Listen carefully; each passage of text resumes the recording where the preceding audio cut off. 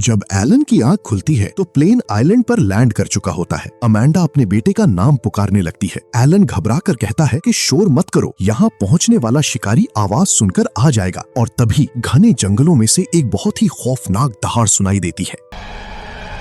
घबराकर सब लोग प्लेन के अंदर भागते हैं और पायलट प्लेन को टेक ऑफ करने की कोशिश करता है। जैसे ही प्लेन हवा में उड़ने वाला होता है तभी रनवे पर एक विशाल डायनासोर सामने आ जाता है। प्लेन का एक हिस्सा उस डायनासोर से टकरा जाता है और प्लेन बेकाबू होकर घनी पेड़ों के बीच क्रैश हो जाता है। पर ये लोग कौन हैं और ये इस खतरनाक आइलैंड पर कैसे पहुंचे? कहानी की शुरुआत होती है डॉक्टर एलन ग्रांट से, जो एक मशहूर पेलियंटोलॉजिस्ट हैं।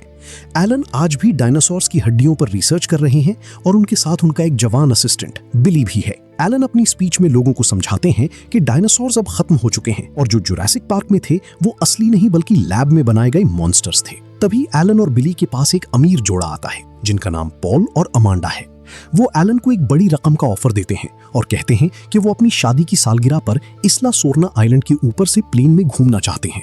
वो चाहते हैं कि एलन उनके गाइड बने क्योंकि एलन उस आइलैंड को अच्छी तरह जानते हैं। एलन पहले तो मना कर देते हैं क्योंकि उनके पुराने तजुर्बे बहुत बुरे रहे थे, लेकिन अपनी रिसर्च के लिए पैसों की तंगी की वजह से वो मान जाते हैं। अगले ही सीन में हम देखते हैं कि एक प्राइवेट प्लेन आइलैंड की तरफ बढ़ रहा है। प्लेन में एलन, बिली, पॉल, अमांडा और उनके साथ 3 और लोग मौजूद हैं जो असल में हथियारबंद बॉडीगार्ड्स हैं। जैसे ही प्लेन आइलैंड के करीब पहुंचता है एलन को अजीब महसूस होता है। वो देखता है कि प्लेन नीचे उतरने की कोशिश कर रहा है। एलन चिल्लाकर कहता है कि हम यहाँ उतर नहीं सकते, ये जानलेवा है। लेकिन तभी पीछे से एक बॉडीगार्ड एलन के सर पर वार करके उसे बेहोश कर देता है। और हम शुरुआत का सीन देखते हैं जहाँ एक छोटा लड़का जिसका नाम एरिक है और उसके साथ एक आदमी बेन पैरासेलिंग का मजा ले रहे होते हैं। यानी वो एक पैराशूट के जरिए बोट से बंधे हवा में उड़ रहे थे। सब कुछ ठीक चल रहा था, लेकिन तभी अचानक वो बोट एक घने कोहरे के अंदर चली जाती है। एरिक और बेन हवा में ऊपर होते हैं और जैसे ही बोट कोहरे से बाहर निकलती है एरिक देखता है कि बोट पर मौजूद लोग गायब हैं।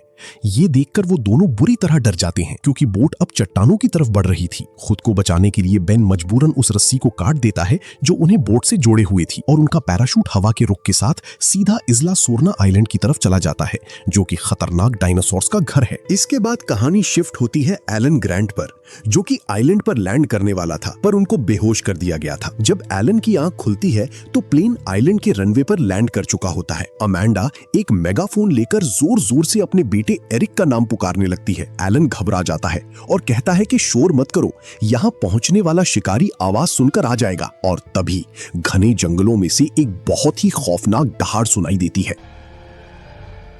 ये दहाड़ टीरेक्स की नहीं थी बल्कि उससे भी बड़े किसी शिकारी की थी। घबराकर सब लोग प्लेन के अंदर भागते हैं और पायलट प्लेन को टेक ऑफ करने की कोशिश करता है। जैसे ही प्लेन हवा में उड़ने वाला होता है तभी रनवे पर एक विशाल डायनासोर सामने आ जाता है। प्लेन का एक हिस्सा उस डायनासोर से टकरा जाता है और प्लेन बेकाबू होकर घने पेड़ों के बीच क्रैश हो जाता है। प्लेन बुरी तरह टूट चुका है और मलबे के अंदर सब लोग दबे हुए हैं। तभी वो स्पाइनोसॉरस वापस आता है और प्लेन के अगले हिस्से को अपने जबड़ों से खींचकर अलग कर देता है। वो अपने खतरनाक दांतों से पायलट की टांग को पकड़ लेता है और जहाज से बाहर खींच लेता है और पायलट को जिंदा निगल जाता है। बाकी लोग मलबे के अंदर ही छुपे रहते हैं, पर ये विशाल डायनासोर अपने पंजों से प्लेन को दबाकर उनका कीमा बनाने की कोशिश करता है। किसी तरह ये लोग प्लेन के मलबे से बाहर निकलकर जंगल की तरफ भागते हैं, पर स्पाइनोसॉरस उन्हें भागते हुए देख लेता है और उनका शिकार करने के लिए उनके पीछे भागता है। भागते भागते उनका सामना एक विशाल टीरेक्स से हो जाता है जो एक मरे हुए शिकार को खा रहा होता है। टीरेक्स उन्हें देखते ही दहाड़ता है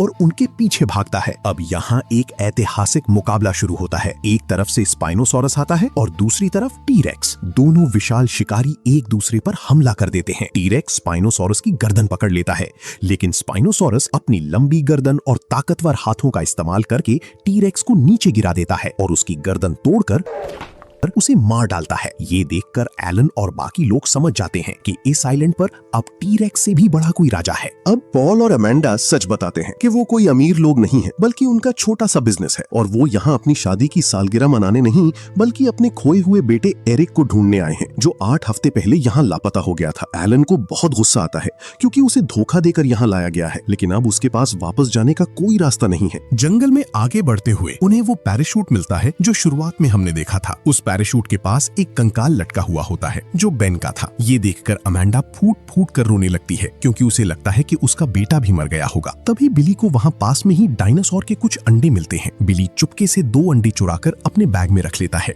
ताकि उन्हें बेचकर वो अपनी रिसर्च के लिए पैसे जुटा सके।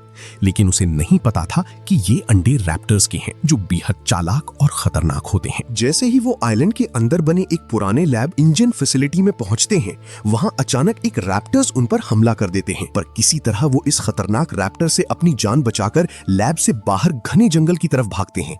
वही रैप्टर लैब से निकलकर उनका पीछा करता है और एक मखसूस चीख निकालते हुए अपने पूरे घोल को बुलावा देता है। एलन और उसके साथी अपनी जान बचाकर उन अजीमुल जुस्सा डायनासोर्स के झुंड में घुस जाते हैं। इन मासूम डायनासोर्स को जब खतरे का एहसास होता है तो वो खौफजदा होकर इधर उधर भागने लगते हैं, जिससे अफरा तफरी मच जाती है। इसी भाग दौड़ का फायदा उठाकर रैप्टर्स इनके सिरों पर पहुंच जाते हैं और ये सब घबराकर घने जंगल की पनाह लेने के लिए दौड़ते हैं। रैप्टर्स की पहुंच से दूर होने के लिए पॉल, अमांडा और बिली तेजी से एक ऊंचे दरख्त की ऊंचाइयों पर चढ़ जाते हैं क्योंकि ये खूनख्वार शिकारी दरख्तों पर चढ़ने की सलाहियत नहीं रखते। रैप्टर्स उन्हें चारों तरफ से घेर लेते हैं। इसी भागदौड़ में उनका साथी उडेस्की गलती से सीधा मौत के मुंह में यानी रैप्टर्स के दरमियान जा पहुंचता है। रैप्टर्स उसे जख्मी कर देते हैं और उसे जख्मी हालत में वहीं छोड़कर गायब हो जाते हैं। अमेंडा जब उसकी मदद के लिए नीचे उतरने लगती है तो अचानक उसका पांव फिसलता है और वो दरख्त की टहनियों में उल्टी लटक जाती है। अगले ही पल वो दरिंदे दोबारा नमूदार होते हैं और अमेंडा पर कातिलाना झपट्टा मारने की कोशिश करते हैं, मगर पॉल और बिली ऐन मौके पर उसे ऊपर खींचकर बचा लेते हैं। तब बिली को एहसास होता है कि ये सब एक सोचा समझा ट्रैप था और ये रैप्टर सिर्फ जानवर नहीं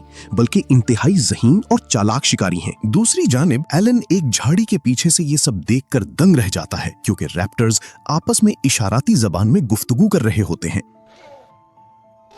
एलन को एहसास होता है कि इन दरिंदों ने उसकी मौजूदगी को महसूस कर लिया है। वो जान बचाने के लिए वहां से निकलने की कोशिश करता है, मगर उन ज़हीन शिकारियों ने पहले ही उसकी घेराबंदी कर ली होती है और अचानक 3 रैप्टर्स उसके रास्ते में दीवार बनकर खड़े हो जाते हैं। एलन को अपनी मौत करीब नजर आती है, लेकिन तभी अचानक कोई स्मोक बॉम्ब फेंकता है और धुआं फैल जाता है। अचानक फैलते हुए धुएं ने रैप्टर्स को खौफजदा कर दिया और वो पीछे हटने पर मजबूर हो गए। इसी सुनहरी मौके का फायदा उठाकर एक छोटा लड़का एलन का हाथ पकड़कर उसे एक छोटी सी गुफा में ले जाता है। ये लड़का और कोई नहीं बल्कि एरिक था। एरिक ने पिछले 8 हफ्तों से अकेले इस आइलैंड पर सरवाइव किया था। उसने डायनासोर्स की आदतों को समझ लिया था और वो टीरेक्स का यूरिन इस्तेमाल करता था ताकि छोटे डायनासोर्स उसके पास ना आए। एरिक ने एक खस्ता हाल और पुरानी बस के अंदर अपनी पनाहगाह बनाई हुई थी जो इस खतरनाक आइलैंड पर उसके लिए एक महफूज ठिकाना बन चुकी थी। दूसरी जाने पॉल, अमेंडा और बिली ने खौफ के साए में वो पूरी रात एक विशाल दरख्त की ऊंची टहनियों पर गुजारी। पूरी रात उनके नीचे जमीन पर भारी भरकम डायनासोर्स गुजरते रहे, जिससे उनकी थरथराहट साफ महसूस हो रही थी। अगले दिन एलन और एरिक बाकी साथियों से मिल जाते हैं। पॉल और अमेंडा अपने बेटे को जिंदा देखकर बेहद खुश होते हैं, लेकिन एलन और एरिक एक विशाल लोहे के पिंजरे के अंदर फंसे होते हैं, जबकि बाकी साथी दूसरी जानिब थे। तभी उनका सबसे बड़ा दुश्मन स्पाइनोसॉरस एक बार फिर उनके सामने आ खड़ा होता है। मौत को करीब देखकर वो तेजी से दौड़ते हैं और ऐन वक्त पर पिंजरे के एक बारीक सुराख से बाहर निकलने में कामयाब हो जाते हैं, जिससे वो खतरनाक दरिंदा उन तक नहीं पहुंच पाता। अब उन्हें समंदर के किनारे पहुंचना है ताकि वो किसी तरह सिग्नल दे सकें। रास्ते में उन्हें एक बड़ी नदी मिलती है जहां एक पुरानी नाव खड़ी थी, लेकिन वहां तक पहुंचने के लिए उन्हें एक विशाल पिंजरे से गुजरना पड़ता है। जैसे ही वो उस पिंजरे के अंदर बने पुल पर पहुंचते हैं, उन्हें पता चलता है कि ये पिंजरा उड़ने वाली डायनासोर टेरोसॉर्स का है। कोहरे की वजह से वो उन्हें देख नहीं पाते, लेकिन अचानक एक विशाल पंखों वाला डायनासोर एरिक को उठा कर ले जाता है और उसे अपने घोंसले में अपने बच्चों को खिलाने के लिए डाल देता है। बिली अपनी जान जोखिम में डालकर पैराशूट के जरिए घोंसले की तरफ उड़ता है और एरिक को बचा लेता है,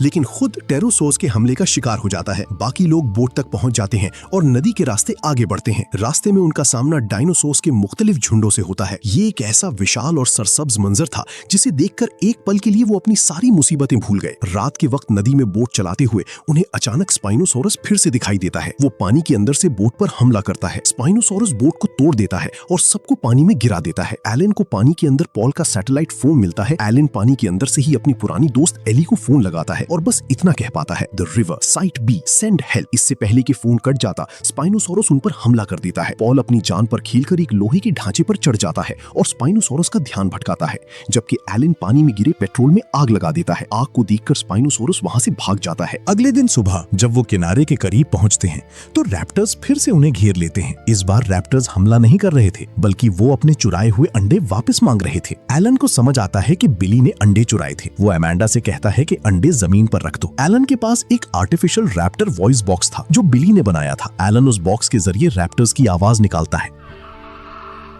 जिससे रैप्टर्स कंफ्यूज हो जाते हैं। तभी उन्हें आसमान में हेलीकॉप्टर्स की आवाज सुनाई देती है। रैप्टर्स अपने अंडे लेकर जंगल में वापस चले जाते हैं। समंदर के किनारे पहुंचते ही वो देखते हैं कि वहां यूएस नेवी और मरीन्स आ चुकी हैं, जिन्हें एली ने भेजा था। वहां उन्हें बिली भी जिंदा मिलता है, जिसे नेवी ने बचा लिया था। एलन, एरिक और उनके माता पिता हेलीकॉप्टर में बैठकर आइलैंड से रवाना होते हैं। खिड़की से बाहर देखते हुए वो देखते हैं कि टेरोसॉर्स अब पिंजरे से आजाद होकर नई दुनिया की तलाश में उड़ रहे हैं। एलन मुस्कुराता है और कहता है कि अब ये भी नई जगह ढूंढ रहे हैं। इसी के साथ ये एक्साइटिंग कहानी खत्म हो जाती है। अगर कहानी पसंद आई हो तो लाइक और सब्सक्राइब जरूर करें। इस दास्तान का पिछला हिस्सा देखने के लिए एंड स्क्रीन पर दी गई वीडियो पर क्लिक करें। इस वीडियो में आप इंजन फैसिलिटी की तबाही की मुकम्मल दास्तान जान सकेंगे। ये वही लोग थे जिन्होंने अपनी पोशीदा लैब में उन दहशतनाक दरिंदों को जन्म दिया जिनका जिक्र एलन ने अपनी दास्तान में किया था।